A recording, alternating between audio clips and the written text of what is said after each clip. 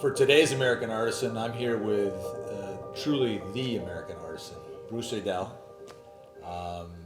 Thanks for having us up here at this amazing place, but really anxious to get started in the kitchen and put together porchetta. Absolutely, and some green fennel sausage.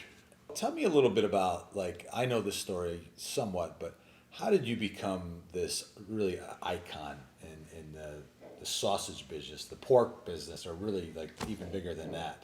Where did this all begin? Well, it didn't follow a straight path if by any stretch. No, I plan to become a scientist, and I'm trained as an endocrinologist, which brought me to England as a postdoc, Right. working in their very famous cancer lab, studying hormones and breast cancer.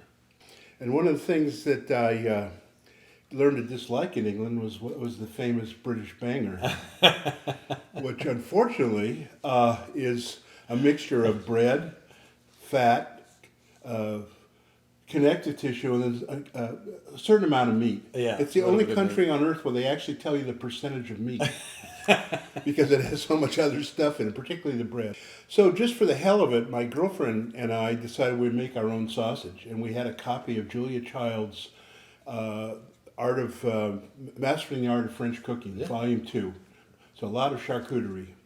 And it looked pretty easy, and so that's what we did. And it came out pretty good. And actually, some of those original recipes, including the one we're going to make today, which is my fennel sausage, was made that night, way, way back. We're talking 1975, a long time ago. So my last science job was at Berkeley as a postdoc in the lab of a guy named Donald Glaser, who got a Nobel Prize in physics. And so he figured he couldn't go any further. Bottom line was he lost his funding. But that was fine because I really was probably a better cook than a scientist anyhow. And along came this gal who was opening up a little charcuterie in Berkeley called Poulet. This gal loved chicken. And I loved pork, so I was able to persuade her to let me do some pâtés and sausages. And that lasted for 3 or 4 years, so I was the head chef, and it did really well. But we didn't really get along, so ultimately I got fired, which is probably the best day of my life, actually, well, after graduating high school, because then I was forced to go out on my own, and that's when the Aidells Sausage Company was born. Shall we hit the kitchen? Absolutely. Let's do it. This is the green fennel here. So we're The green, so get rid of this. Get rid of the dry. So we need 2 ounces. Okay. So get rid of this. Well, no, and then the dried, we don't need that. So where I live in Sonoma wine country, we have a very nice weed. It's wild fennel. And you really can't keep it back. It's everywhere, every empty lot, side of the road, the works. And this time of year, well, we're in the fall right now, it's just mid-September, we still have the green fennel seeds. And that's what I like to use for my Italian sausage. It's got more flavor than dry fennel seed. It's more subtle, and it's really good stuff. But the bitch is to harvest this stuff. So you can imagine that this was originally the little yellow flower. And in order to harvest it, you actually got to kind of use a scissors and just kind of clip it off. You can get a little stem because the stem is soft enough to chop up. So that's pretty much how you harvest it. We've got our meat cut into nice big strips, which will just get plunged into this hole here. But to kind of get the seasoning mixture going, so we're already dispersing a little bit, we're gonna put the seasoning in with the meat. We're going to continue to mix it later, but this will kind of give us a leg up. This is our salt, and I'm not going to add it all because once it's added, you can't get rid of it. So there's our salt. The single most important ingredient, you can't make sausage without salt, and you got to get the right amount.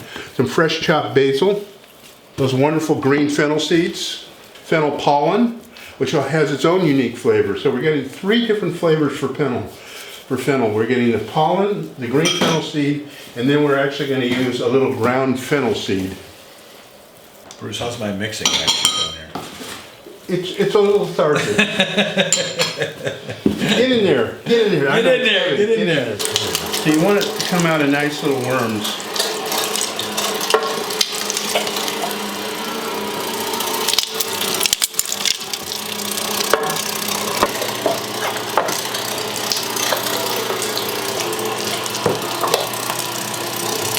I'm liking the look, so I'm not going to add any more fat.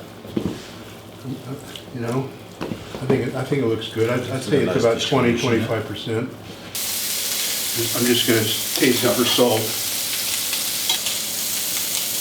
Well, I'm glad I didn't add all the salt. I think it needs a little more. I think a little bit, but not too much, huh? I'll put about.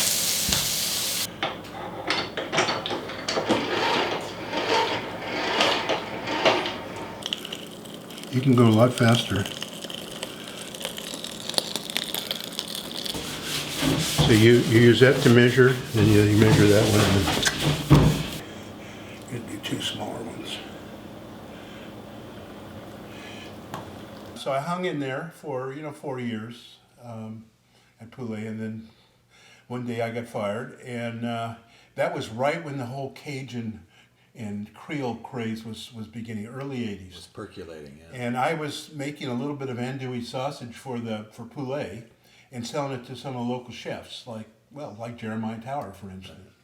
And I thought, I think I got an opportunity here, because everybody wanted it, including my wife, Nancy Oakes. So that's how I met Nancy, because she had a good old boy, Gaines Dobbins, from Mississippi, and he wanted to make gumbo. So he needed his andouille sausage. It's literally a matter of knocking on doors in those days. I mean, everybody wanted it. It was such a fad.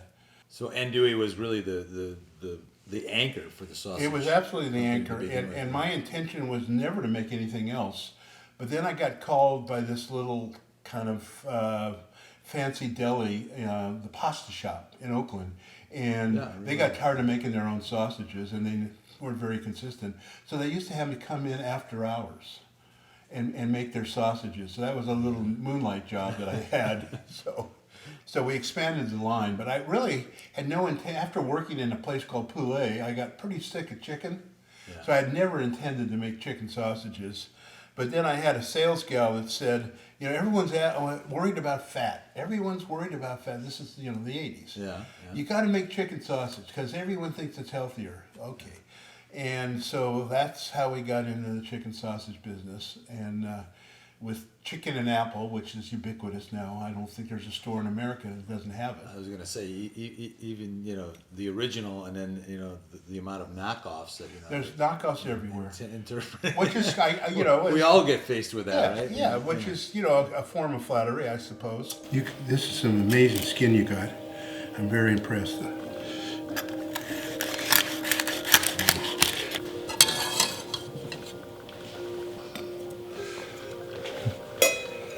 Salud. Salud. Cheers.